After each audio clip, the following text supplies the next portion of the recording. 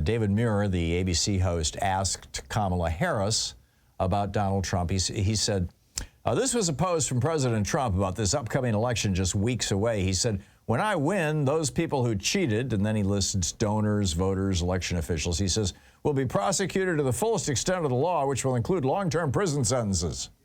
One of your campaign's top lawyers responded saying, we won't let Donald Trump intimidate us. We won't let him suppress the vote. Is that what you believe he's trying to do here? Now, Kamala Harris responded by saying that Trump was fired by 81 million people, that he is a disgrace, that she would not allow him to intimidate her, that the world's leaders are laughing at him. And then Muir turns to Trump and says, okay, President Trump, infuriatingly, he kept calling him President Trump rather than former President Trump. But anyway, he turns to Trump and says, what's your response? And Trump says, well, let me just tell you about world leaders. Victor Orban, one of the most respected men. They call him a strongman. He's a tough person, smart, Prime Minister of Hungary. They said, why is this whole world blowing up? 3 years ago it wasn't. Why is it blowing up? And he said, because you need Trump back as president. They were afraid of him. China was afraid. North Korea was afraid of him. Look, Victor Orban said it. He's the most respected, most feared person in the world is Donald Trump. We had no problems when Trump was president. End of quote. So who is this Victor Orban? This prime minister of Hungary who Trump holds in such high esteem? Well, his influence over Trump and the Republican Party is considerable.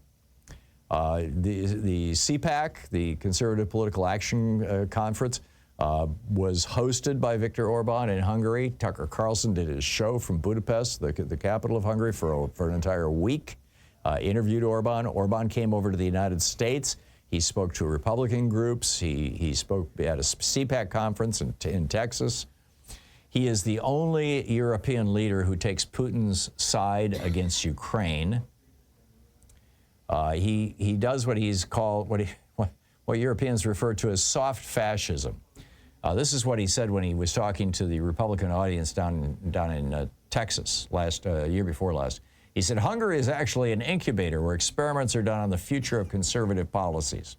Hungary is a place where he didn't just talk about defeating the progressives and liberals and causing a conservative Christian political turn, but we actually did it. And, he largely has. Steve Bannon called him Trump before Trump. Casey Michael on NBC News says, from targeting migrants to inflaming an ethno-nationalist base, from attacking the press to whipping up nativist conspiracies, from ushering in unprecedented corruption and tearing down basic democratic protections, Trumpism is increasingly indistinguishable from Orbanism. So, I first learned about Orban back in 1989 when my friend Jerry Schneiderman and I were in Budapest for a couple of days, hanging out in a big old hotel, fancy old hotel that was very cheap, and as was the food. On the Buda side of the Danube River in the city of Budapest. And just a couple of weeks before we got there, over 250,000 people had shown up in the town square demanding that the Soviet Union basically let Hungary go. And we were there the week that the wall fell in East Germany, in fact. And the final speaker in that event was Victor Orban. He was 26 years old at the time, and he demanded that the Soviet Union let go of Hungary, and they did. Gorbachev, the following year, allowed Hungary to have its first election since 1945. And for 20 years, Hungary was a functioning democracy. But today, it's a corrupt, neo-fascist oligarchy. And although it's getting more and more hard fascist every day, Victor Orban started out as just an average middle-class guy who was a politician. He's now worth billions. This is what autocrats do. Trump, of course, funneled hundreds of millions of dollars into his own pockets as a result of his being in the White House. He made a lot of money on being president. Orban took over the Fidesz party. This was a party that was once very much like the Republican Party. It was a conventional conservative political party. His slogans were restore Christian purity and make Hungary great again. Now keep in mind, this is before Trump. He promised that he would build a wall. This was in 2010. He promised he would build a wall on the southern border of Hungary to keep out brown-skinned Syrian refugees who were fleeing Syria from the Russian bombing of Syria. This was, in the tail end of the Arab Spring.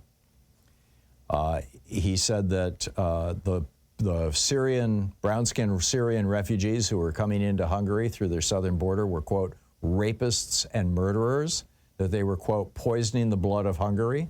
Any of this sound familiar? Again, this was 6 years before Trump even ran for president. He altered his nation's constitution to build into it what we would call gerrymandering and voter suppression, so that now pretty much no matter who votes or how they vote, his party always wins. He packed the courts, particularly the Hungarian Supreme Court, so that any legal challenge against him goes nowhere. He passed a law requiring nationally conservative sex education in schools.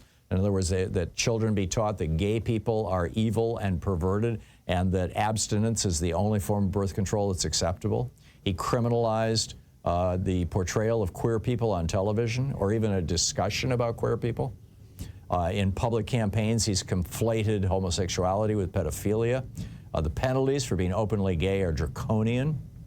Republicans obviously are trying to do the same thing here.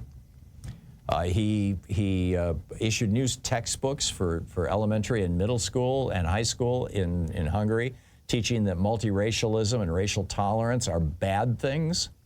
He said, quote, it can be problematic for different cultures to coexist. He locked Syrian children in cages, refugee children. When the Helsinki Committee said Hungary's, quote, indefinite detention of many vulnerable migrants, including families with small children, is cruel and inhumane, end quote. Orban said that the Syrian refugees, quote, pose a security risk and endanger the continent's Christian culture and identity.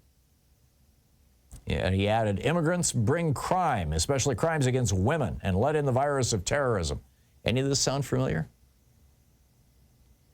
5 years and 1 week before Trump was applauding the racists in Virginia who were saying Jews will not replace us, 700 right-wing Hungarian so-called patriots held a torchlight parade in Budapest, went to the homes of the Roma people, they used to call them gypsies, and said, we will set your homes on fire.